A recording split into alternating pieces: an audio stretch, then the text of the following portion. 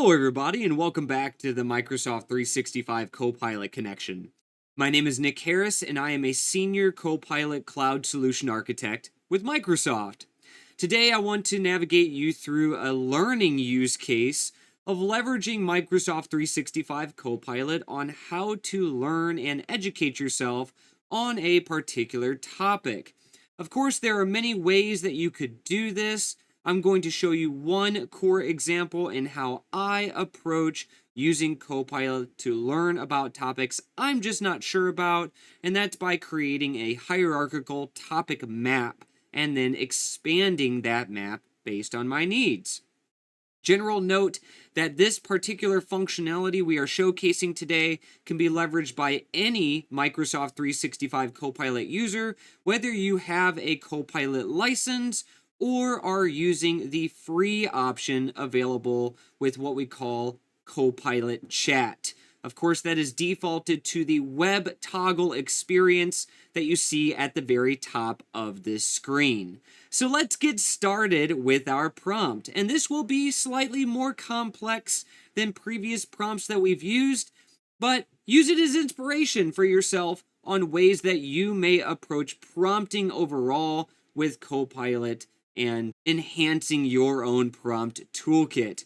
So here is our initial prompt, and you can see it is very highly structured in terms of how we create a hierarchical map to understand a topic.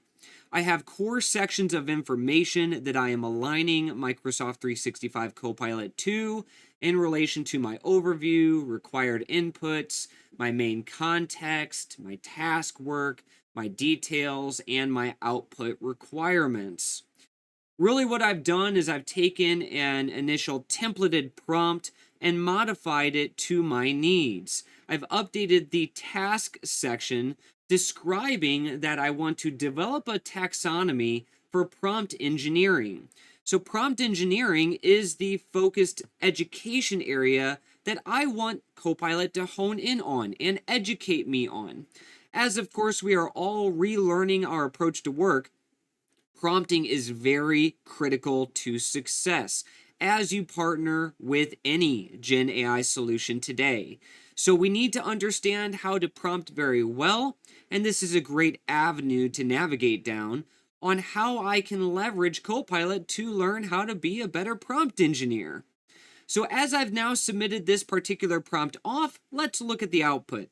Scrolling down a bit, you can now see the context details, our main topic focused on prompt engineering with some subtopics that Copilot has generated. It's aligned my purpose in relation to audience and application and various models and frameworks that it believes is relevant. It then provides me the overall taxonomy on how to learn, and I can leverage this to start my educational journey. Finally, it's given me some output requirements as well as the ending portion here. Now, after my initial review of this output, I've noted that I want Copilot to add in a ton of additional detail and resources into this overall taxonomy framework so I can really get started in my learning journey. So we're going to submit another prompt indicating to Copilot what we want it to fill out. So here is our next prompt. What I'm doing is I'm having Copilot focus on a particular section from the output that it provided me above.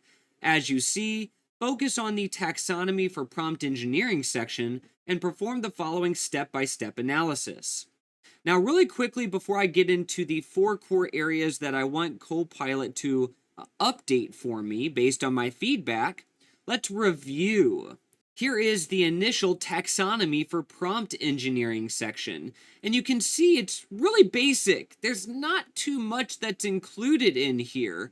And this is really what I want Copilot to expand on and modify to give me very rich learning materials aligned to the categories and subcategories from this particular output. And based on this series of steps I've now provided, for each category and subcategory, align an initial description, recommended starting action, and reference material to further learn. For each category, provide your explanation on the importance of learning this section. For each subcategory, align an example. For any subcategory that aligns to prompting, provide example prompts aligned to that topic. And now let's review the expanded taxonomy for prompt engineering section. You can see we are still aligned to the core hierarchical map that we've generated, but we've now included additional detail that we can leverage and review to understand the core concepts of prompt engineering in this case. We get the importance. We then have the subcategories with the description, a starting action, any reference materials that we could lean on, and examples. We can then start to review this even further. Scroll down. Now you see prompt optimization techniques, fine-tuning, strategies, examples aligned to those strategies as well. A lot of great detail in this complex environment that Copilot has now generated for us. Now we move on to our next prompt, and I'm indicating to Copilot, after my previous review of the last output, additional information that I wanted to further then expand on and include. And again, I love to break this down into step-by-step processes. It's easier for me to critically think of a structured set of feedback that I want to give Copilot so that way it can further align to exactly what I require. As you see, number one, insert a reference citation link for each category and subcategory from public web resources. Add a new section at the bottom titled Discovery Questions that would include new discovery questions that it generates to further enhance learning and understanding. I want them also formatted in a bulleted list. In that same section, also provide an answer for each question that I can use for evaluation.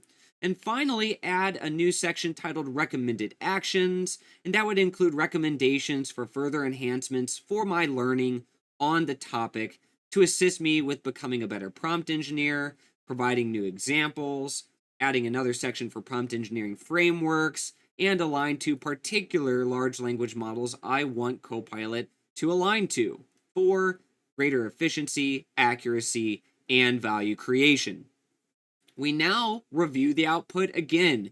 Now, this is very important because as we see, there is now a reference material item in here with the direct citation. So I can look at these direct citations and identify what are the reference data entries that I can leverage for public-facing web sources to further enhance my learning. I review through all the updates. And then we have our discovery questions section. And this is something I love to do as a technique. I love to get outside of my own personal mental bias. I might just be starting my day. I might have a lot going on, and it's really difficult for me to critically think. And so I want Copilot to generate thought-provoking questions for me and then also answer those questions so I can enhance my learning further and get outside of my blinders, my personal mental bias. And so I have some initial discovery questions that I can start with, and finally, recommended actions and prompt engineering frameworks.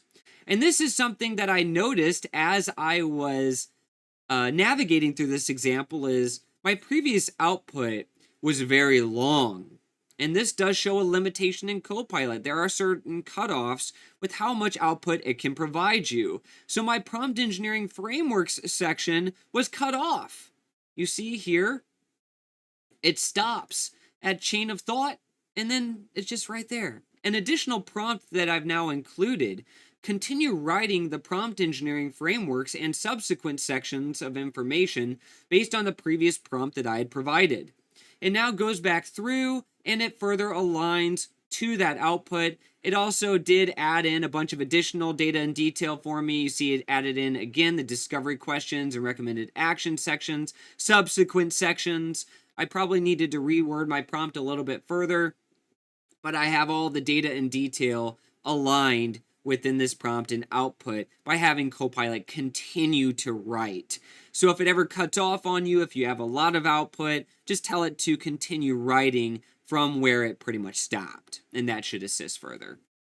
So this is a learning example. I hope this has been useful for all of you. You can leverage the initial prompt that I provided in the very beginning of this video to then generate hierarchical maps to educate yourself on any topic that you want to learn more about.